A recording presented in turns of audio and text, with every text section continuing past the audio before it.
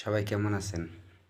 তোমার সামনে ভিডিওটা গেছে, আমি একটা কথা বলি।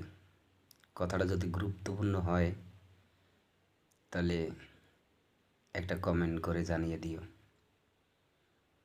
পৃথিবীতে 5টা জিনিস আছে যার কোনো বিশ্বাস নেই। 1 নম্বরে ক্রিকেট বল। তুমি বল করবা কোন পাশ দিয়ে যাবে তুমি বুঝতে পারবা না। ফুটবল শট করবা কোন দিকে যাবে তুমি বুঝতে পারবা না। ক্যারাম বোর্ডের গুড়ি সঠিকভাবে যাচ্ছে না।